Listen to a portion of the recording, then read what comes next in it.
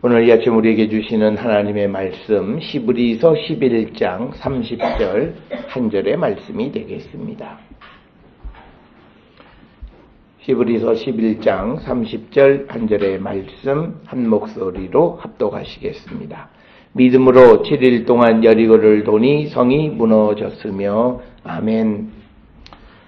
오늘 우리가 함께 읽은 히브리서 11장 30절 이 한 절의 말씀은 이제 여호수아를 중심으로 해서 이스라엘 백성들이 가나안에 들어가 여리고를 정복하는 그 이야기 속에서 그들에게서 보여지는 믿음이 무엇인가를 우리에게 가르쳐주는 그런 말씀이 되겠습니다.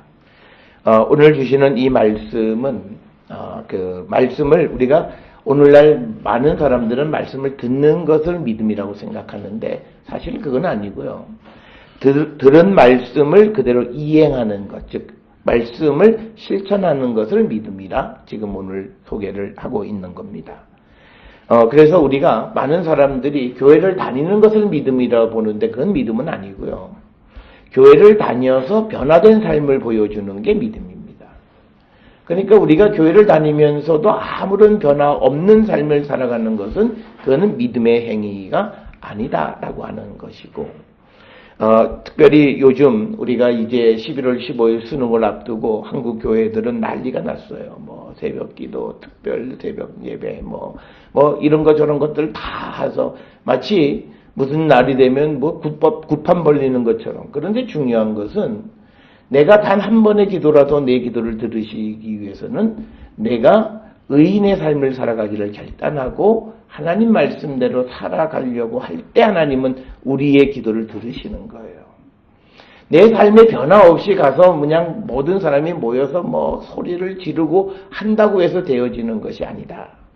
오늘 우리가 주시는 이 여리고성에도 큰 함성 소리가 있긴 하지만 그러나 여기서 우리가 봐야 하는 것은 무슨 뭐 소리가 커서 뭐 성이 흔들려서 무너지고 그런 것 아니고 오늘 주시는 이 6장 11장 30절 말씀은 여호수아 6장에서 여리고성 정복하는 이야기입니다.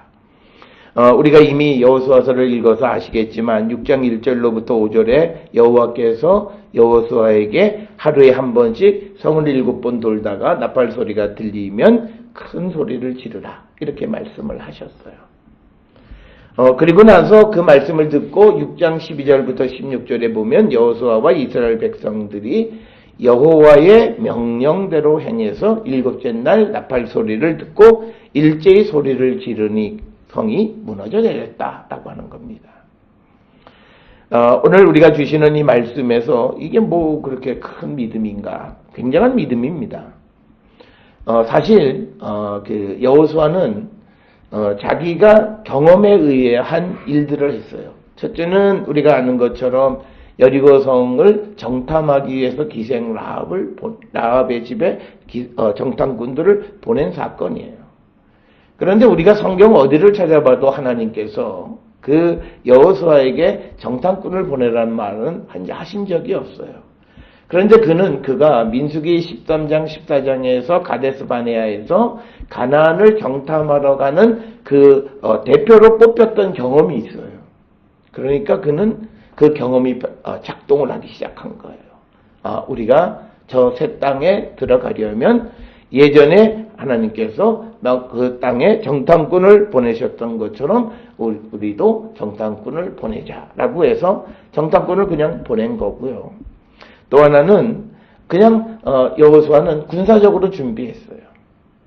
어차피 전쟁을 벌여야 되니까 이제 여리고성을 정복하기 위해서는 그리고 여리고성이 아주 든든한 성이고 우리가 역사적으로 문화사적인 측면에서 보면 여리고성은 신석기 시대 때부터 축성되어진 그런 도시로서 굉장히 아주 든든한 그래서 이 여리고성은 우리 성경에만 등장하는 그런 그 도시가 아니라 우리가 그 문화인류사 책에서도 보면 신석기 시대 때 아주 대표적인 건축물이 여리고성이에요.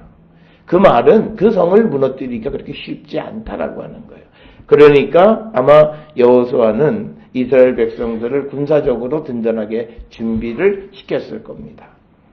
그래서 이제 마지막 날이 가까워지고 이제 그 때가 가까워졌을 때 하나님 하늘로부터 들려오는 소리는 이건 도대체 무슨 뭐 군사적으로 뭐 내가 너희들에게 어떤 이 전쟁을 하게 할 터이니 뭐 매복을 시킨다든지, 우리가 여호수아에서 보면 그런 예가 많아요.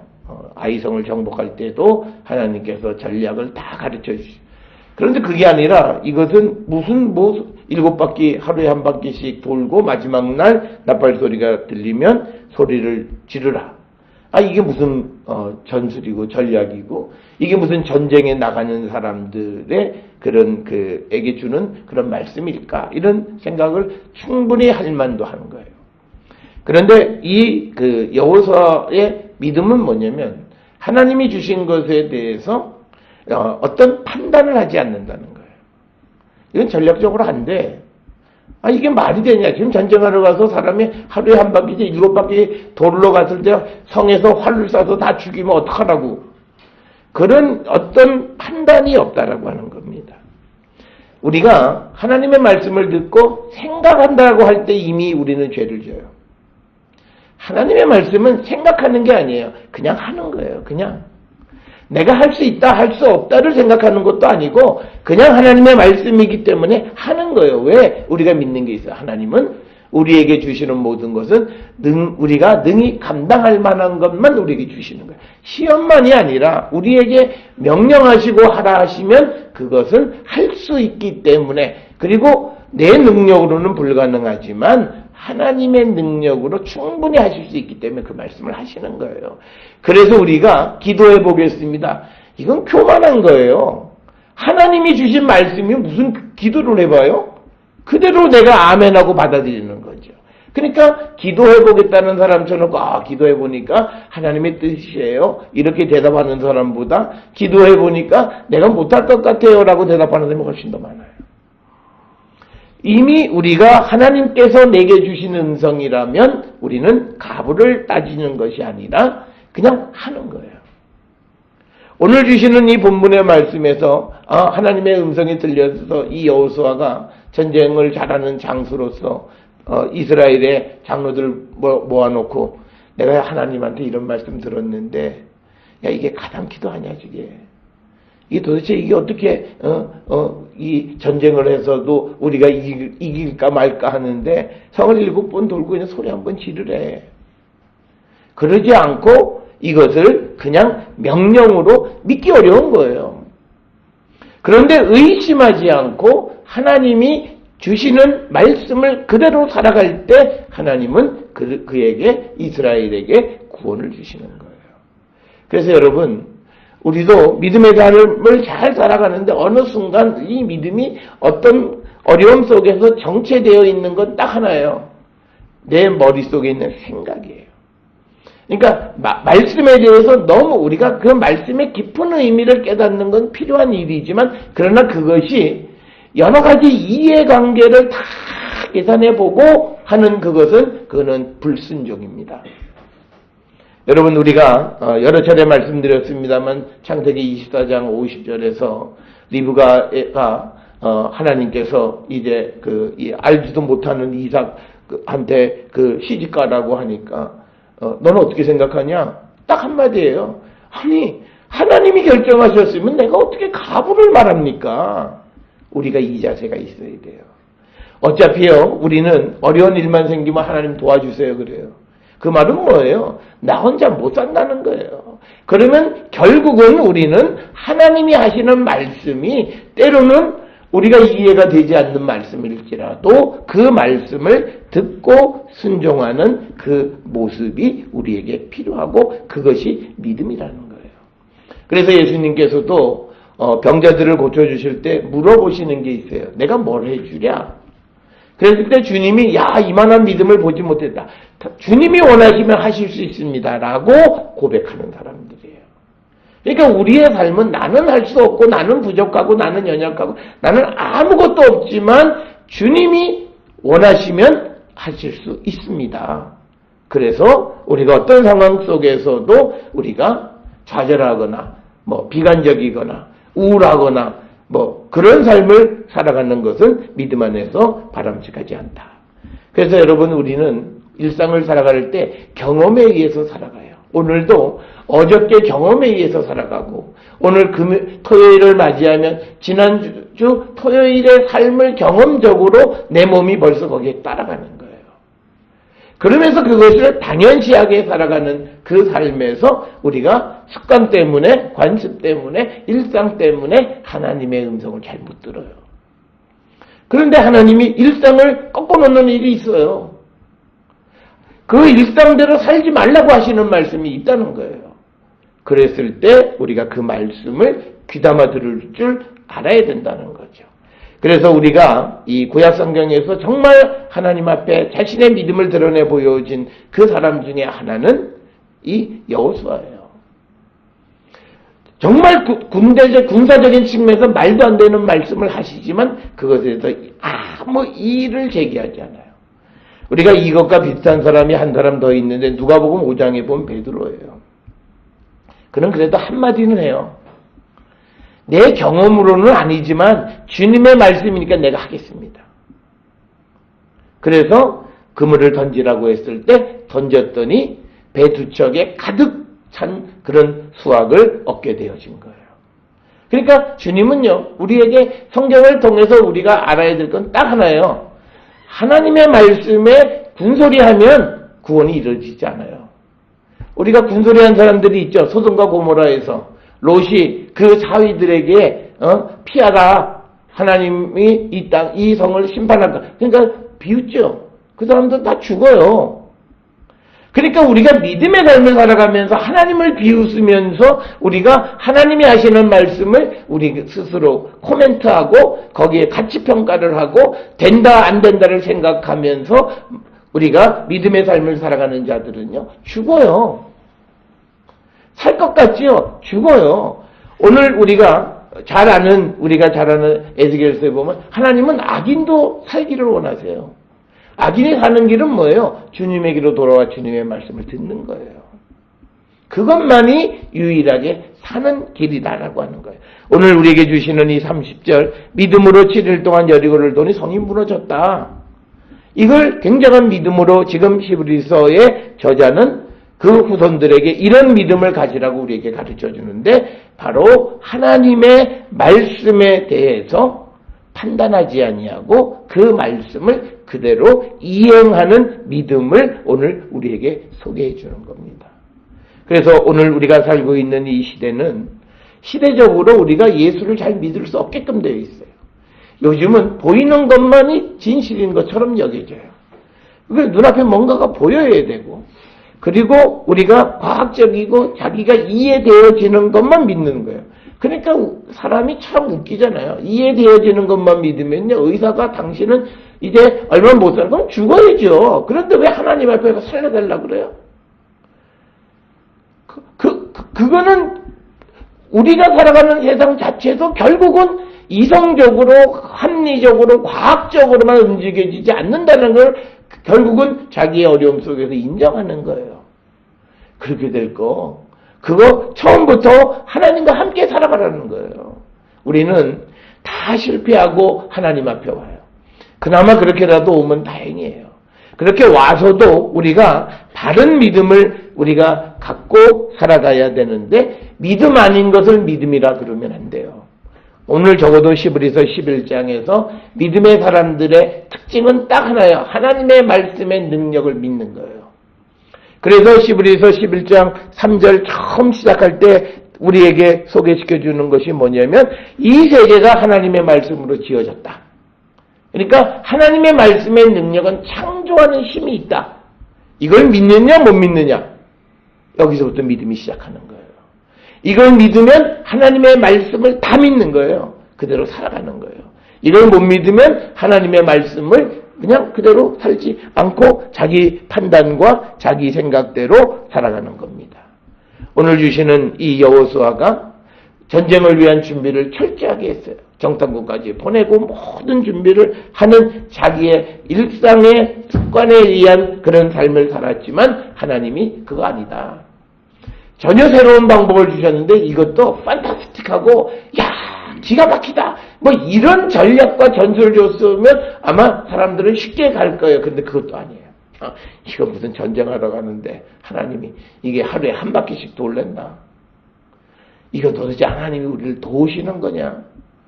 그렇지만 이 여호수아는 그런 한마디 자기 마음속에 의구심도 없이 주님이 주시는 그 말씀을 그대로 순종하는 믿음을 우리에게 보여주셨다는 거예요. 오늘도 우리에게 때로는 비이성적인 방법으로 우리가 세상을 살아가야 함을 주님이 말씀하세요. 그때 우리가 그렇게는 세상 못 살아요. 말씀대로 살면 세상은 어떻게 살아요? 라고 말하면 우리는 죽어요.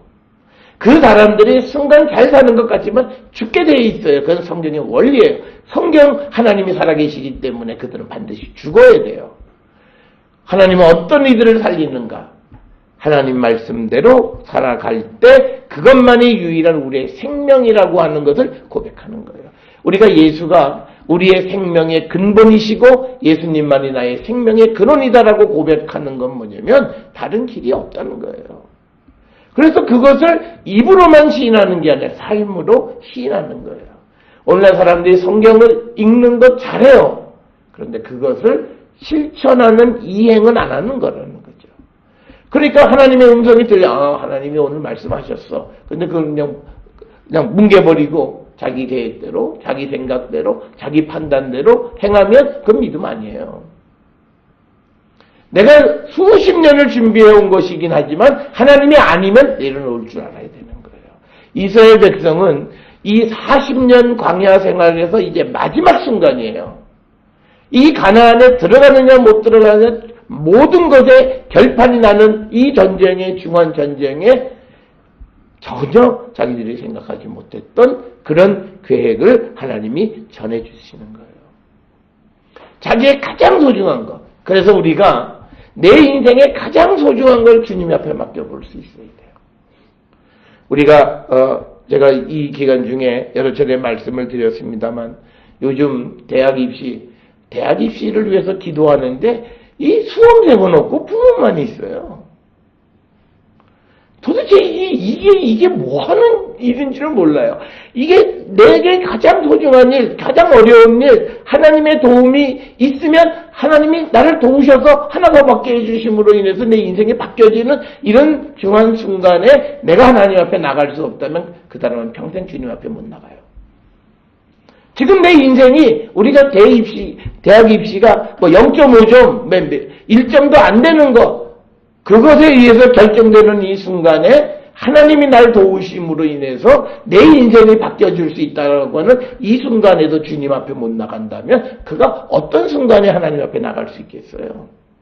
그러니까 지금요, 우리가 우리가 기도해야 하고 막 하는 게 믿음을 살리는 게 아니라 믿음을 다 죽이는 거예요. 그걸 아셔야 돼요. 선하게 하는 것 같은데 결국은 결과적으로는요, 악한 결과를 낳게 되는 거예요. 전부 다 주님에게로부터 멀어지게 하는. 우리가 어떤 은혜를 받으면 하나님을 더 찾아가게끔 돼야 돼요. 그런데 보세요, 우리가 요즘 모든 교회들의 대부분의 특성이 대학 청년들이 없잖아요. 다 그 부모들이 매년 해왔던 대로 해왔어요. 그런데 청년들은 교회로 안 와요.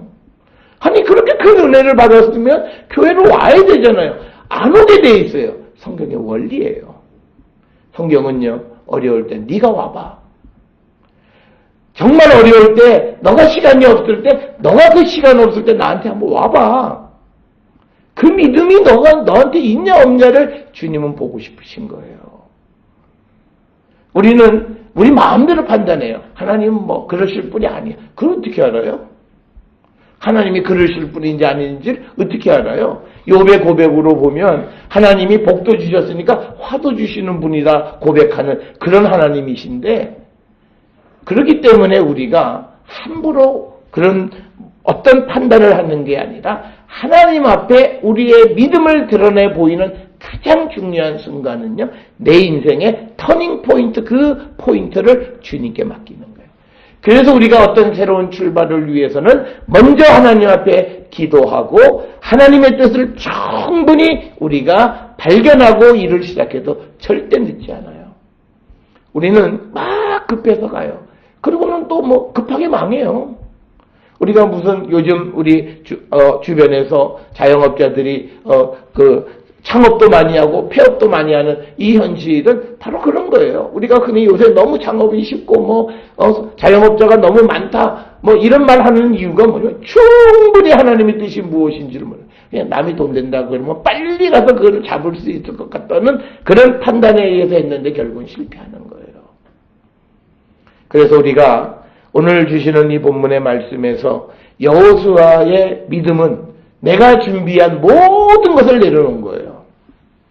내가 준비했고 내가 이 길이라고 생각해서 그가 준비했던 모든 길을 하나님이 하루아침에 엎으실 때 그 엎으시는 길을 따라가는 거예요. 절망도 안 해요. 낭망도 하지 않아요. 의심도 하지 않아요. 그냥 따라가는 거예요. 왜? 그것밖엔 길이 없어요. 믿음은 그거예요. 주님밖에는 내게 길이 없다는 건 바로 거기서 등장하는 거예요. 그리고 주님은 나에게 이런 어려운 환경 속으로 나를 데리고 가지만 그러나 내 결과는 좋은 결과로 열매를 맺는다라고 하는 것을 확실하게 믿는 겁니다. 그래서 우리도 오늘 주시는 말씀 딱 하나예요. 믿음으로 7일 동안 여리고를 도니 성이 무너졌다. 바로 이게 믿음이라는 거예요. 하나님의 말씀을 들으세요. 우리가 우리 생각으로 이것저것 자꾸 생각하고 잠 못 자고 아무리 계획을 해보세요. 그런 생각보다 제일 중요한 것은 말씀 하나에 순종하세요. 그게 여러분의 인생을 바꾸는 거고 그때 하나님의 구원이 우리에게 등장하는 거예요. 어떻게 보면요. 별거 아닌 것으로 우리가 복받을 수 있어요. 그 별거 아닌 건 뭐냐면 우리의 마음 전체를 주님 앞에 맡기는 거예요. 그럴 때 주님은 우리에게 구원을 베풀어 주세요. 여러분 우리가 잘 아는 창세기 노아의 이야기도 하나님의 말씀대로 행했다라고 하는 거예요. 그 노아의 구원, 우리 인류의 처음 구원의 역사를 성경을 통해서 보여줄 때 핵심이 하나님의 말씀대로 행했다는 거예요. 그래서 성경은요. 어쨌든 말씀대로 살아야 되는 거예요. 말씀을 따라가는 거예요. 그러니까 우리가 이 시대에 왜 기독교인들이 점점 어려워지느냐. 그들의 기본적인 생각이 말씀대로 못 산다고 생각하니까 그거를 못 살아버린 거예요. 말씀대로 살아가려고 발버둥 칠 때 하나님이 도우시는 거예요. 그게 성경의 증언이에요. 성경의 모든 사람들이 말씀을 붙잡고 나갈 때 하나님은 그들을 구원하시는 거예요. 그래서 오늘 우리에게 주시는 믿음으로 7일 동안 여리고를 도니 성이 무너졌다라고 하는 이 여호수아의 믿음을 오늘 히브리서 저자는 우리에게 너희도 그 믿음을 가져라. 우리는요. 내가 준비한 건 기억하고 하고 말아요. 아무리 가름하고도 기억하고 하고야 말아요. 그런 삶이 되어서는 안 되고 하나님이 막으시면 하나님이 다른 길을 가라 하시면 그리고 내가 하나님과 깊은 그런 대화하지 않고 어떤 일을 한다면 멈춰 서는 게 맞는 일이에요. 그래서 우리가 하나님을 전적으로 신뢰하며 살아가기를 결단하는 저와 여러분, 여호수아와 같은 믿음의 소유자들이 될 수 있기를 주의 이름으로 축원합니다.